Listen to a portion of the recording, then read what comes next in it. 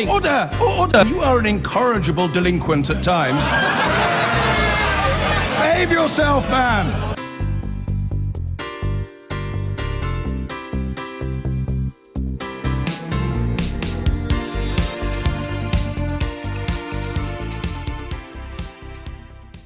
The Italian Coast Guard have warned that good weather and calm seas could prompt thousands more refugees and migrants to attempt to cross the Mediterranean from Libya in the coming days.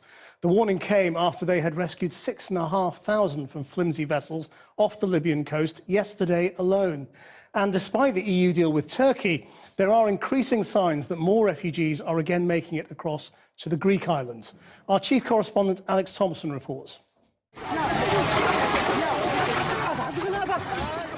One small part of yesterday's mission in which 6,500 lives were saved according to the Italian Coast Guard.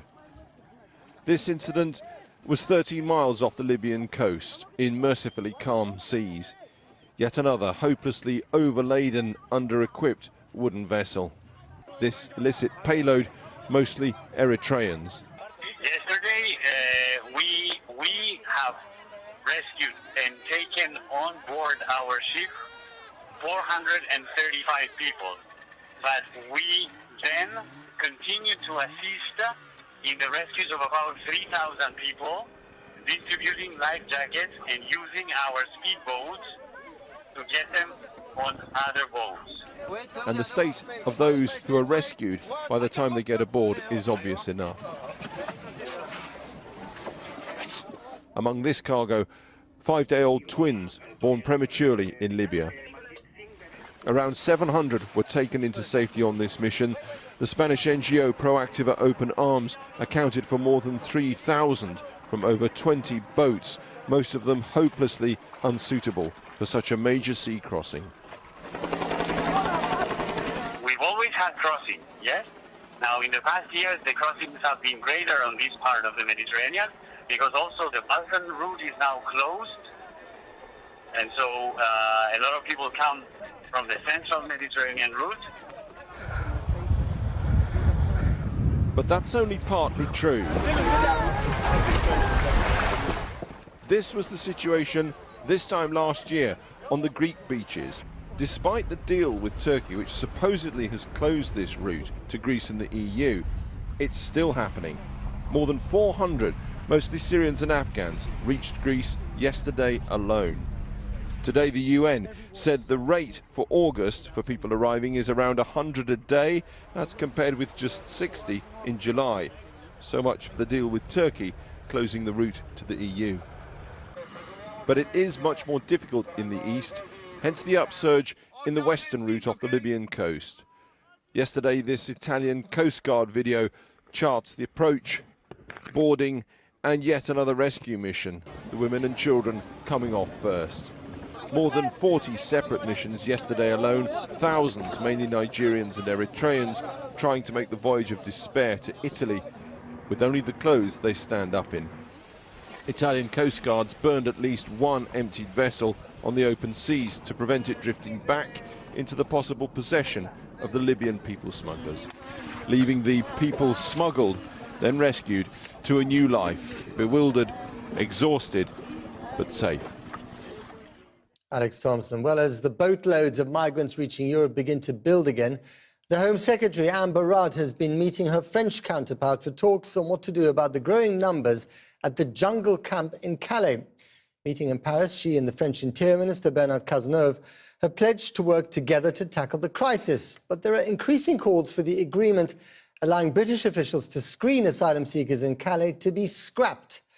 Paul McNamara reports from Dover. No queues, no tailbacks, a quiet day in Dover. But if some French politicians get their way, it could all get much, much busier. Just across the channel lies a camp of almost 10,000 migrants, many hoping to land on our shores. After Brexit and before an election, some in France are saying, let them sail. But beneath the white cliffs, we didn't find a single person who would welcome them. We haven't got enough room here. We struggle as it is, so no. Had you heard anything about this argument before? Like, this was something that David Cameron mentioned sort of before the Brexit vote. Yeah, I think so, but didn't take that much notice, unfortunately, and maybe I should have done. I'm not really bothered much. Just keep them in France. We don't want them here. Part of the reason it's been spoken about why they might not want to work together is because of the UK voting for Brexit. Do you think that might have I a... think that's the best thing we ever did get out. So hopefully it'll be... What about if it now means, though, that lots of migrants might end up... We'll have to work with that as well, though, won't we? It's all we've got to do, isn't it? So we chose to come out, so that's part of the dilemma, isn't it? So we've got to work with it. They're in France. Let them take care. Well, the argument in France is that they don't want to be in France, they want to come to the UK. I want to be queen. Do you know, I really want to be queen, only I'm not. This is the scene 26 miles away across the channel, the jungle. It's here because of the Touquet deal, an agreement that means the UK is allowed to carry out passport checks in Calais. The French do the same in Dover, but believe they are getting the raw end of the deal. And yesterday, the president of the region said it should be easier for UK-bound asylum seekers to leave. Today, Home Secretary Amber Rudd met her counterpart Bernard Cazeneuve in Paris to talk security and, inevitably, borders. As if to show just how unified they are in this issue, the French and UK governments issued a joint statement this afternoon reaffirming their commitment to the Touquet agreement. And the French politician who demanded that all migrants seeking UK asylum should be able to lodge their claim on French soil has no say whatsoever on migration policy. So is all this just a storm in a teacup? Well, for now, perhaps. But next year, French voters will go to the polls and in all likelihood elect a right-of-centre president. And for them, migration is a key concern. Electioneering politicians may be full of tough talk, but talk is all it is, according to some watching on keenly from this side of the channel.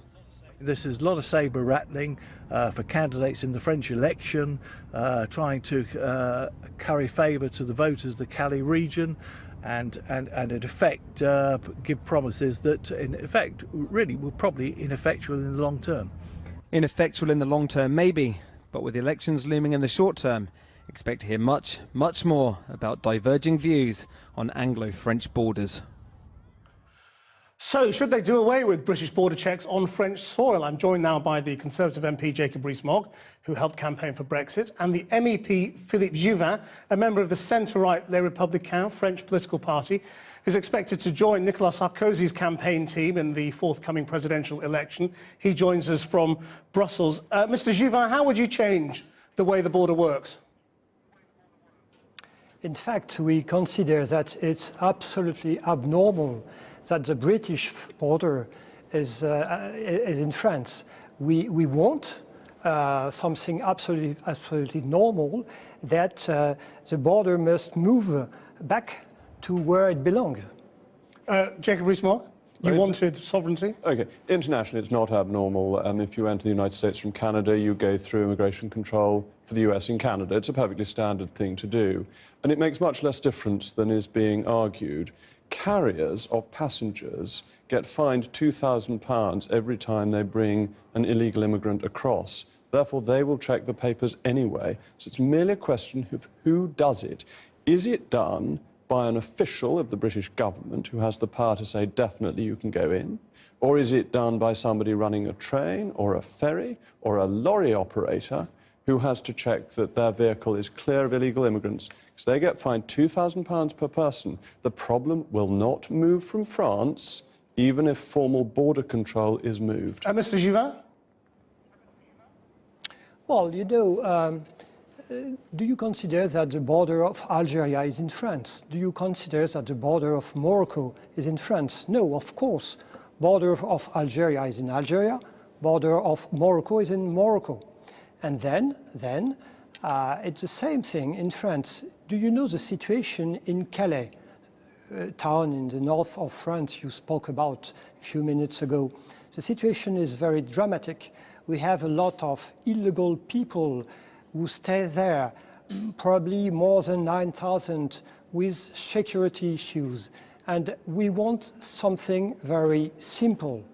You want to control your border. It was one of the main issues during the Brexit debate, I think.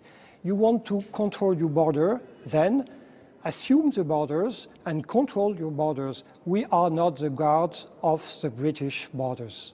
The truth is we do control our own borders. That's why they're still in France. The problem is the French don't control their borders. That's why they've come into France from Greece, from Turkey, from Germany, from all over Europe. If the French were faintly competent in manning their own external border with other foreign countries, they wouldn't have this problem. Oh, so it's their fault that Calais is a mess? Of course it's their fault, because they don't have any border control with other European states. It's the fault of Schengen for allowing people to pass across EU borders without being stopped. Mr. Juvin, the truth is you do want to shift all that chaos into Kent, don't you? I mean, that's what you're saying. Is you voted for this, you have the problem.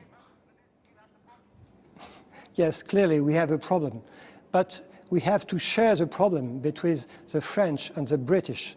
It's not sufficient that England gives money every year to help us to control Euro borders. You know, clearly we demand the opening of a centre in Britain to deal with the asylum seekers. So the British can do the work that concerns them.